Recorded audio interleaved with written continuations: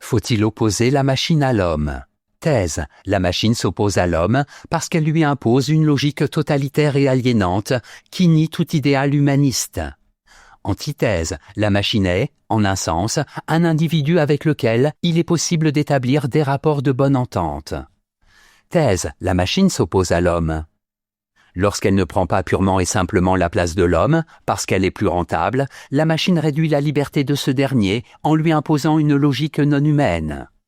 Premier argument, la technique n'est pas neutre.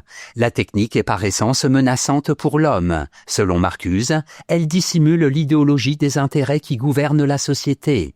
L'idéologie du capitalisme. La technique prive l'homme de sa liberté. Elle lui impose sa façon de penser et réduit à néant sa dimension imaginative, sa subjectivité.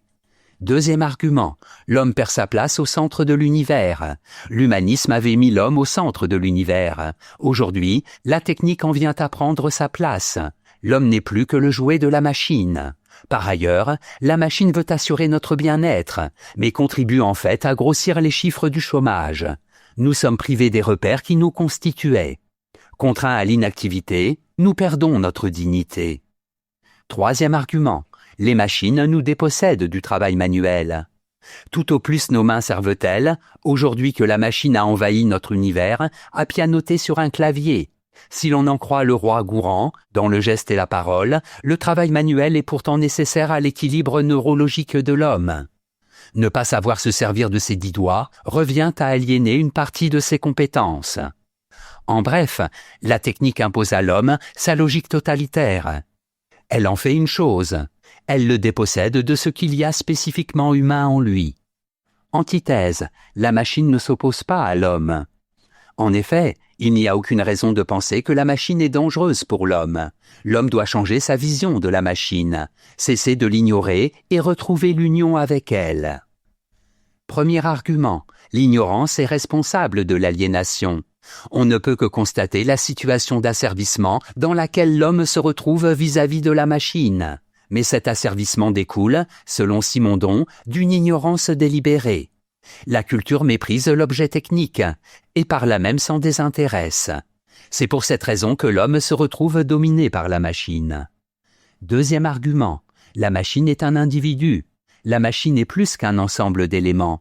Son individuation découle d'un réseau d'interactions internes.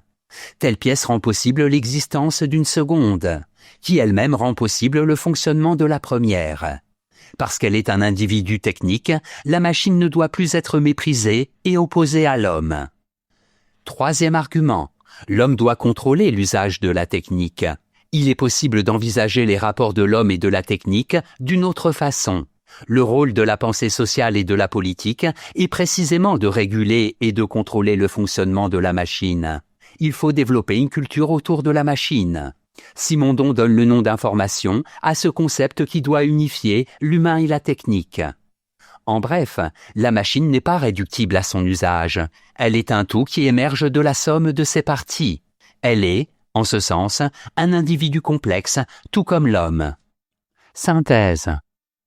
On attribue à Simondon le mérite d'avoir rendu à la machine sa dignité en repensant le concept d'individuation.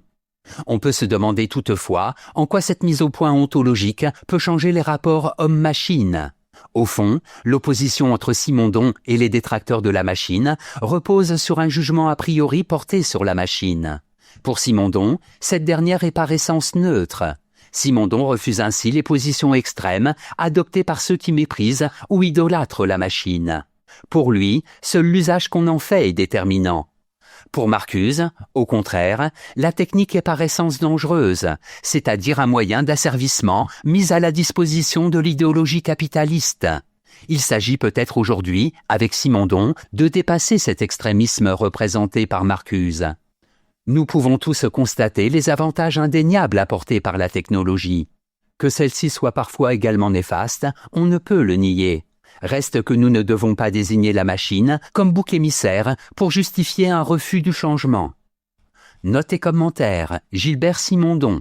Né en 1924 et mort en 1989, Simondon a enseigné aux universités de Poitiers et de Paris 5. Ses travaux concernent principalement les rapports de l'homme à la technique. Citation. Tout notre progrès technologique, dont on chante les louanges, le cœur même de notre civilisation, est comme une hache dans la main d'un criminel. Albert Einstein, correspondance.